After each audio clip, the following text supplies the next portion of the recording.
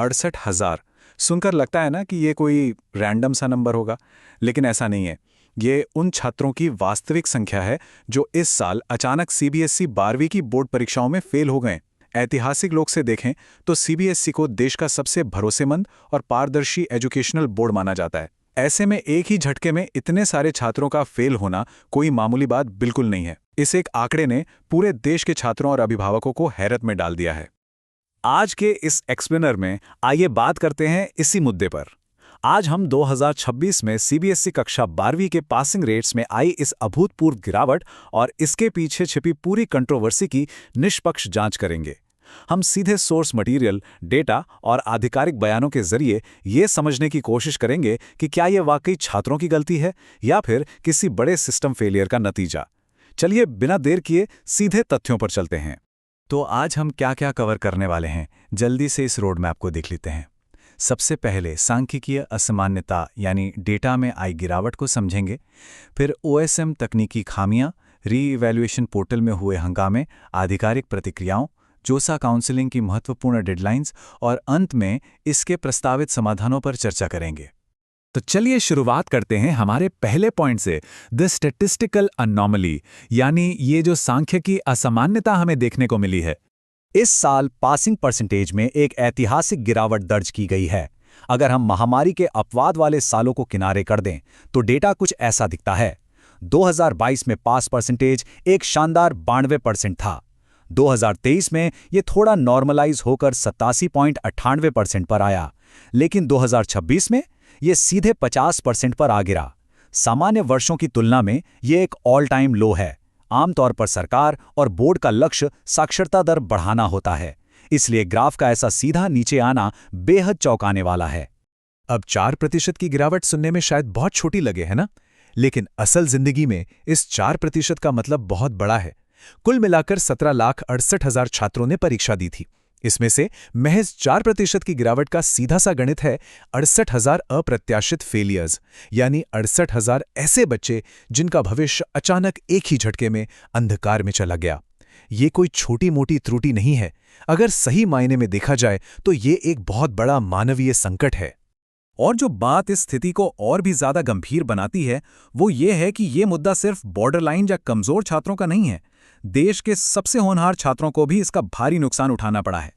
90% से ऊपर स्कोर करने वालों की संख्या घटकर महज 94,000 रह गई, जो कि पिछले सालों की तुलना में लगभग 16,000 छात्रों का एक ऐतिहासिक घाटा है। वहीं 95% से अधिक लाने वाले छात्र सिकुड़कर केवल 17,000 रह गए हैं। टॉप टियर छात्रों के अंकों में एक साथ इतनी बड़ी गिरावट कोई सामान्य बात तो नहीं हो सकती। आगे बढ़ते हैं हमारे दूसरे हिस्से की तरफ, ऑन स्क्रीन मार्किंग ग्लिचेस, यानी डिजिटल चेकिंग के दौरान सामने आई त्रुटियां।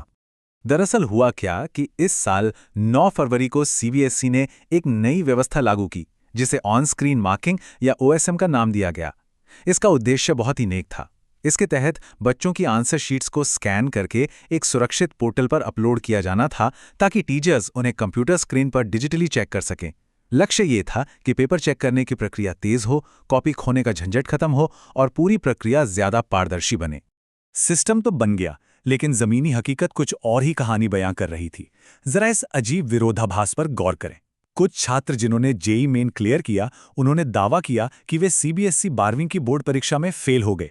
ये अपने आप में एक बहुत बड़ा सबूत है। सोचकर देखिए, जो छात्र देश की सबसे कठिन इंजीनियरिंग प्रवेश परीक्षाओं में से एक को पास करने की मानसिक क्षमता रखता है, उसका अचानक सीबीएसई बोर्ड में फेल हो जाना तार्किक रूप से बिल्कुल असंभव सा लगता है। और यहीं से शुरू होता है हमारा तीसरा पॉइंट, द री-इवैल्यूएशन पोर्टल, क्योस, यानी कॉपियों की दोबारा चेकिंग के लिए बनाए गए पोर्टल का हंगामा। जब छात्रों ने अपने मार्क्स देखे और भारी विरोध शुरू हुआ, तो 17 मई को एक सर्कुलर जारी किया गया जिसमें फीस में भारी कटौती की गई। स्कैन शीट मंगाने की फीस 700 रुपये से 100 रुपये कर दी गई, वेरिफिकेशन 500 से 100 रुपये और प्रति प्रश्न री-इवैल्यूएशन की फीस 100 से घटाकर सीधे 25 रुपये कर दी गई। आलोचकों ने इस कदम की भारी निंदा की।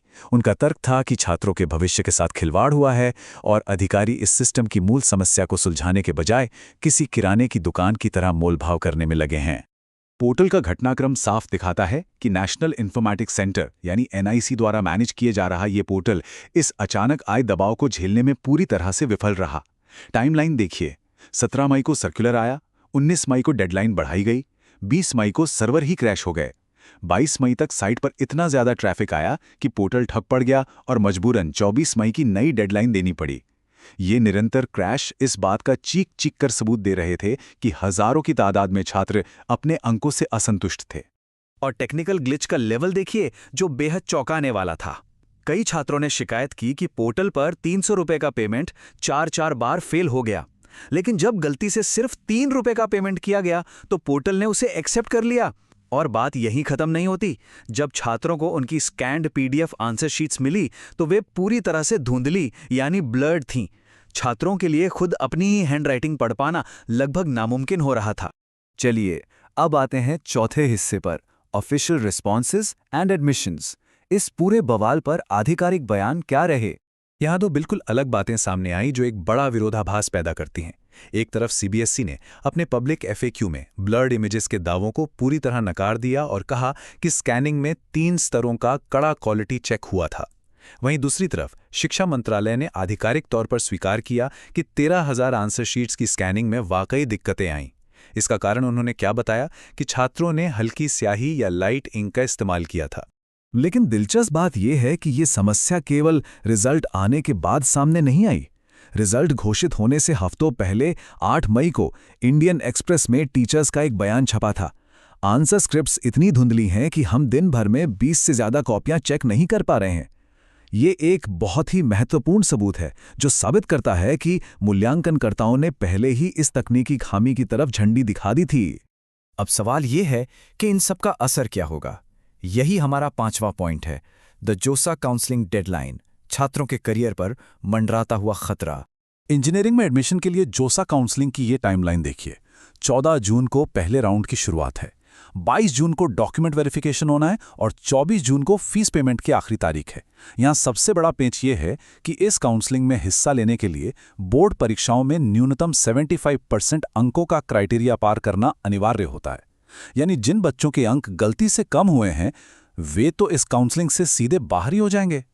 अब आप सोच सकते हैं कि कॉपियां फिर से चेक कर ली जाएं, लेकिन छात्रों की मैन्युअल रीचेकिंग की मांग एक बहुत बड़ी लॉजिस्टिकल चुनौती है। वास्तविकता यह है कि मैन्युअल रीचेकिंग की पूरी प्रक्रिया को पूरा होने में आमतौर पर 2 से 3 महीने का समय लगता ही है।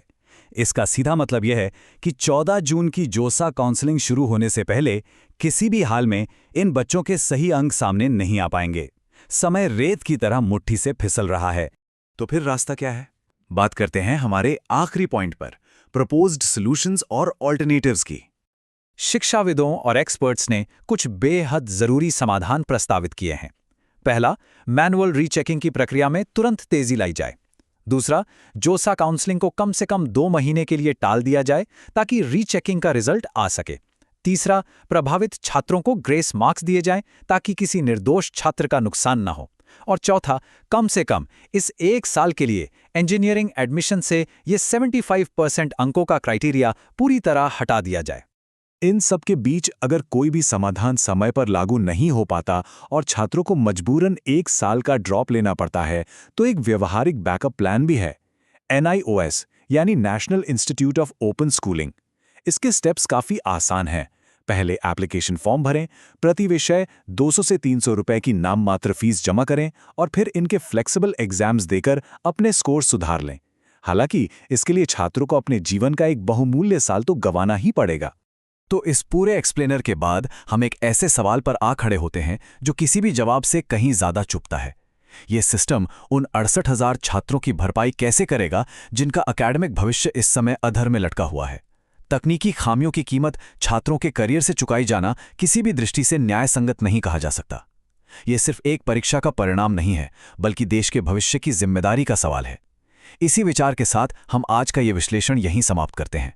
हमारे साथ जुड़ने के लिए बहुत बहुत धन्यवाद।